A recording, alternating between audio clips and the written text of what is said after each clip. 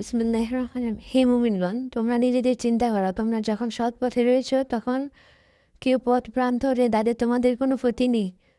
তোমাদের সবাইকে আল্লাহর কাছে ফিরে যেতে হবে। তখন তিনি তোমাদেরকে বলে দেবেন যা কিছু তোমরা করতে।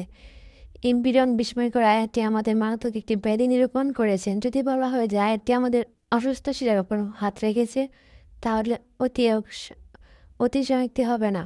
মানুষের মনস্তত্ত্ব, তার রুচি প্রকৃতি এবং তার রূপভেদী সম্পর্কে আল্লাহ তাআলার চেয়ে অধিক আগে জানতে পারে। তাছাড়া এই আয়াতের মধ্যে আমাদের বড় একটি প্রশ্নের উত্তর দেওয়া হয়েছে, যা বর্তমান আমাদের অন্তরে খুব বেশি জাগ্রত হয়। সমাজ সংস্কারের চেষ্টা ব্যর্থ হচ্ছে কেন? প্রথমে সেই প্রশ্নটি তুলে ধরছি, তাহলে আয়াতটির অর্থ ভালোভাবে বুঝে আসবে।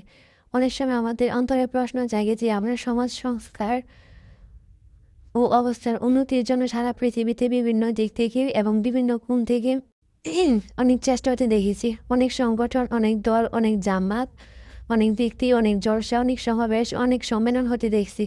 বাহ্যিকভাবে সবগুলোর উদ্দেশ্য সমাজে বিস্তৃত দুরাচার বন্ধ করা, এসব সমাজকে সঠিক পথে নিয়ে আসা, মানুষকে প্রকৃত মানুষ বানানোর চিন্তা চেষ্টা করা।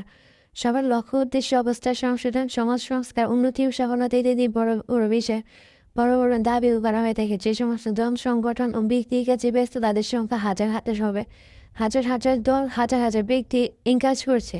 অপরদিকে বাজার, অফিস এবং ব্যস্ত জাগ্রত জীবন কাছে থেকে দেখার সুযোগ হলে অনুভূত হয় যে সব প্রচেষ্টার বিপরীতে মন্দ কাজের ঢল চলছে। সংস্থার প্রচেষ্টা উল্লেখযোগ্য কোনো প্রভাব সমাজের উপর দৃষ্টিগোচর হয় না, বরং মনে হয় যে জীবনের চাকা কীভাবে ভুল পথে ঘুরে চলছে।